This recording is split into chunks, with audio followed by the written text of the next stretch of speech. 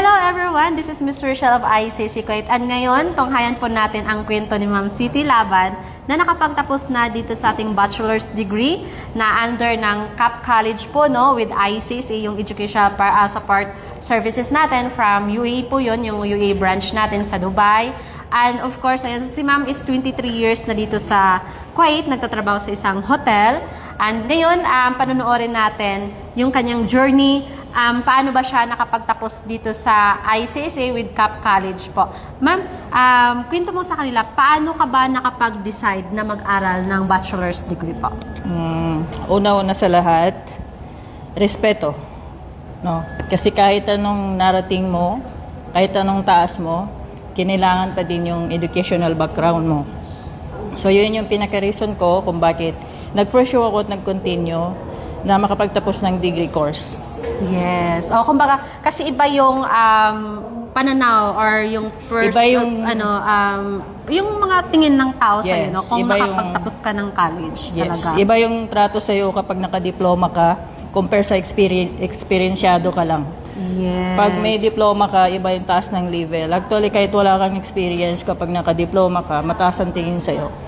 So, pag nakatapos talaga ng college. Yes. Yun yung number one mo na reason bakit ka nagtapos ng college mo. Yes. So, paano mo man siya sinurvive or in-overcome or paano mo siya tinapos yung course mo? Nagtatrabaho ka dito sa Kuwait bilang isang OFW po. Actually, hindi lang nagtatrabaho. Gumagasto din sa pamilya. So, bali, Dalawa yung responsibilities mo. So, may self-responsibility ako at may family din. At padre di pamilya po.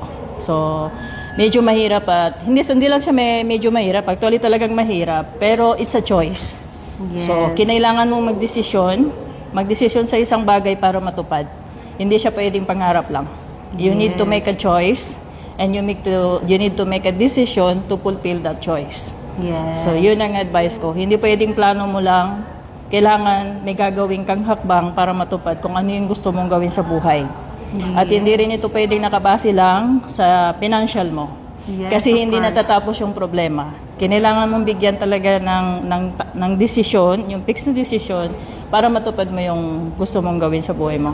Yes. Financial is cannot be say na tomorrow kasi every day, every time may problemang dumarating. Yes. So hindi matatapos yun kung antayin mong matapos. You have to make a decision on the same day na pumasok na yun sa isip mo na gawin mo.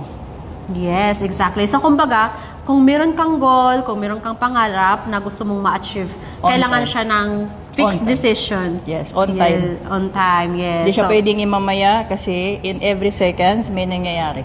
yes, of course. So, kumbaga, you have to take action now. Yes. No? So, hindi mo na kailangan ipagpabukas pa Yes. yung mga decision mo. Kasi, every time, every minute, may mga nangyayari and hindi natin alam kung anong mangyayari bukas. Yes, exactly. So, kumbaga, yung sahod kasi natin, lumilipas yun. Kasi, time to time, may mga responsibilidad tayo na kailangan natin i-sustain, Yeah. i-support natin. So, nauubos yun. So, kung gusto nyo makapagtapos ng pag-aaral, ito yung tamang panahon habang nandito tayo sa ibang bansa. Yeah. Kumbaga meron tayong financial stability kung tatawagin natin. Yes. Kasi meron tayong sinasahod. So, kumbaga kasi yung pag-aaral kasi it's sacrifice talaga at Sa discipline. sacrifice. Yeah. Discipline and sacrifice. Pero paano mo siya ma'am tinapos yung mga subjects mo po? Flexible time. Okay, so kahit pa paano, nagtatabi ako ng oras. Actually, nagbibiyahe ako. During my travel, papasok sa trabaho, nag-often ako ng time. Kaysa naman sa mag-scroll ako, mas magandang buksan ko yung module ko. Yes. So, tinapos ko siya ng sobrang bilis actually. Yes. Nag-stop ako from 2017. Tapos, nag-continue ako ng 21 kasi dahil sa pandemic din.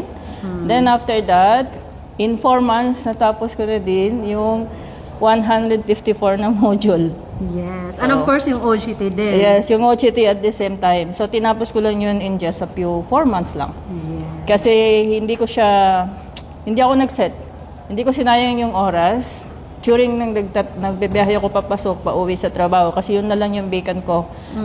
Masyadong busy yung work ko.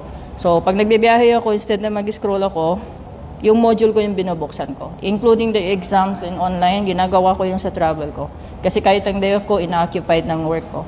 Yes. And congratulations kasi tapos ka na sa course. So, kumbaga ikaw yung proof na within kung may pangarap ka, pwede mo siyang magagawa anytime as long as meron kang decision talaga na kailangan mo na mag-take ng action. Kumbaga, ang sa akin kasi definition ko kasi ng success is you have to be uncomfortable. Yes. Kasi hindi ka magkakaroon ng or hindi ka maging successful kung nasa comfort zone ka lang.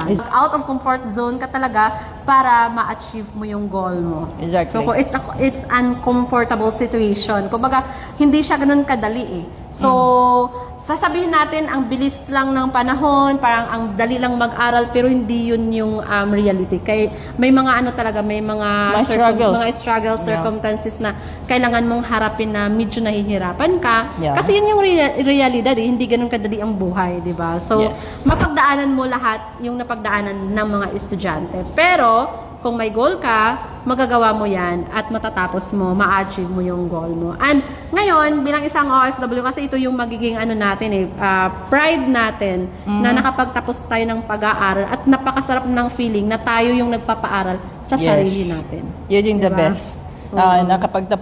Nakakatulong ka sa pamilya mo, napapagtapos mo yung mga kapatid mo, at the same time, napapatapos mo din yung sarili mo, which is not, hindi yan siya possible kapag nasa Pilipinas ka. Yes. So, that comes possible kasi OFW ka. Yes. And yun. At sa tulong ng EXA, all of them is to accommodate.